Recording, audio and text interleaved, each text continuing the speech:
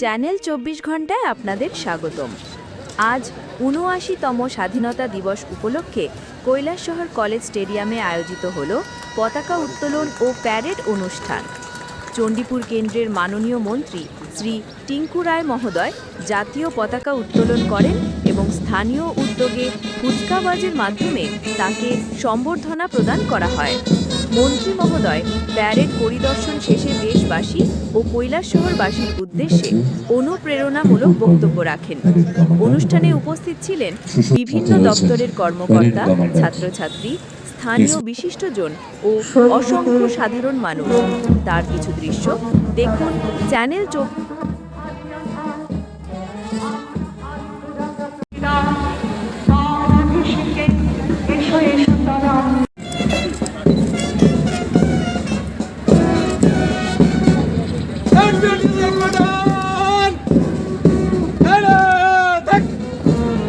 মঞ্চ অতিক্রম করে এগিয়ে গেল ত্রিপুরা স্টেট রাইফেলস 8 ব্যাটালিয়ন সরকার।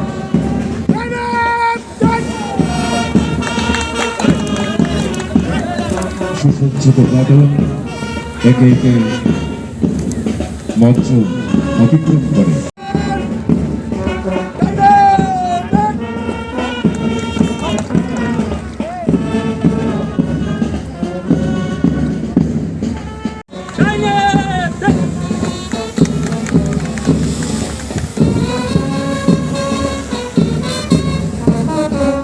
মঞ্চের দিকে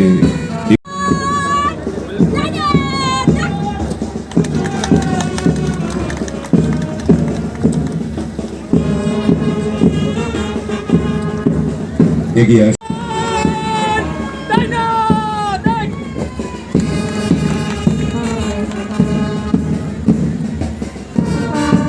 কমান্ডার সৌরভ কৈরি।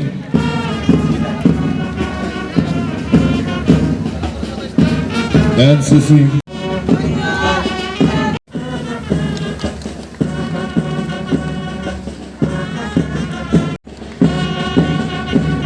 বয়েজ স্কাউট প্লাটুন একে করে ভারতবর্ষ ব্রিটিশ শাসনের শৃঙ্খল ভেঙে স্বাধীনতার আলো দেখেছিল।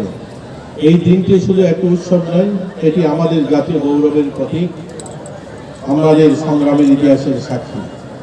আজকের দিনে আমরা শ্রদ্ধার সঙ্গে স্মরণ করি মহাত্মা গান্ধী, নেতাজি সুভাষচন্দ্র বোস, ভগৎ সিং, ক্ষুদিরাম বসু, বিপ্লবী বীর সেনানীদের এবং অসংখ্য নাম না জানা স্বাধীনতা সংগ্রামীদের, যাদের আত্মত্যাগ ও সাহসিকতার ফলেই আমরা আজ স্বাধীন বাতাসে শ্বাস নিচ্ছি। আমরা তাদের প্রতি জানাই গভীর কৃতজ্ঞতা ও আন্তরিক শ্রদ্ধা। সেনাবাহিনী পরিচালিত অপারেশন সিন্দুরের মতো সাহসী অভিযানের সাফল্য, যা আমাদের দেশের নিরাপত্তা ও সার্বভৌমত্ব রক্ষার আধুনিক ভারতের দৃঢ় প্রতিশ্রুতির প্রতীক। এই ধরনের অভিযান আমাদের মনে করিয়ে দেয় স্বাধীনতা কেবল অতীতের সংগ্রামের অর্জিত নয়, বর্তমানে তা রক্ষার জন্য আমাদের সেনা ও নিরাপত্তা বাহিনী প্রতিনিয়ত আত্মনিবেদন করে চলছে। স্বাধীনতার এই পবিত্র মুহূর্তে আমি ঊনকোটি জেলার সমস্ত নাগরিক এবং এই উদযাপনে উপস্থিত অতিথি অংশগ্রহণকারী সকলকে জানাই আমার আন্তরিক অভিনন্দন ও শুভেচ্ছা। মাননীয় প্রধানমন্ত্রী নরেন্দ্র মোদীজির নেতৃত্বে নতুন ভারতের চিন্তাধারায় উন্নত ভারত ও আত্মনির্ভর ভারতের সংকল্প সিদ্ধির স্বর্ণিম কাল চলছে এবং রাজ্যের মাননীয় মুখ্যমন্ত্রী প্রফেসর ডাক্তার মানিক শাহ মহোদয়ের নেতৃত্বে আমরা আজ ত্রিপুরাকে উন্নত রাজ্যের কাতারে নিয়ে যেতে নিরলস চেষ্টা চালিয়ে যাচ্ছি। কেন্দ্রীয় সরকারের সহায়তা ও রাজ্য সরকারের পরিকল্পিত উদ্যোগের ফলে আমাদের রাজ্যে পরিকাঠামো, স্বাস্থ্য, শিক্ষা, কৃষি, শিল্প, পর্যটন, জনজাতি কল্যাণ সব ক্ষেত্রে নজিরবিহীন অগ্রগতি আমরা লক্ষ্য করছি। আমাদের রাজ্যে কৃষি প্রধান রাজ্য। এবছর 2025 এবং 26 অর্থ বছরে রাজ্য সরকার মুখ্যমন্ত্রী শস্য সংগ্রহ যোজনা নামক নতুন প্রকল্প ঘোষণা করেছেন, যার মধ্যে দিয়ে 5 কোটি টাকা বরাদ্দ রাখা হয়েছে। রাজ্য সরকার রাজ্যকে খাদ্যপণ্য উৎপাদনে স্বয়ংসম্পূর্ণ করতে চায়। কৃষকদের জীবনমান উন্নয়নের লক্ষ্যে প্রধানমন্ত্রী কিষাণ সম্মান নিধি যোজনা ইতিমধ্যে রাজ্যে প্রায় 2,77,970 জন কৃষক পরিবারের অ্যাকাউন্টে প্রায় 882 কোটি টাকা এবং 62 লক্ষ টাকা জমা পড়েছে। প্রধানমন্ত্রী ফসল বীমা যোজনায় রাজ্যে 14,14,000 কৃষক 685টি কিষাণ ক্রেডিট কার্ড বিতরণ করা হয়েছে ইতিমধ্যে এবং এই ক্রেডিট কার্ডের মাধ্যমে রাজ্যের কৃষকরা এখন পর্যন্ত 2142 কোটি 58 লক্ষ টাকা ব্যাংক থেকে লোন পেয়েছে। রাজ্য সরকার 2025 সাল পর্যন্ত রাজ্যের কৃষকদের কাছ থেকে ন্যূনতম সহায়ক মূল্যে 2,25,000 মেট্রিক টন ধান ক্রয় করেছে।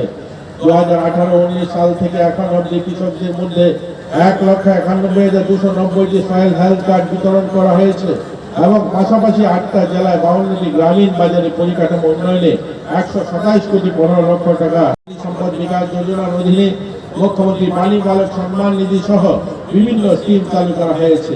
এতে করে এই প্রকল্পের অধীনে 5,000 জন কৃষক পরিবার 6,000 টাকা করে পেয়েছেন এবং মুখ্যমন্ত্রী পানি সম্পদ বিকাশ যোজনার মাধ্যমে 36,000 পানি পালক মুরগি হাঁস ছাড়া সহ সরবরাহ করা হয়েছে।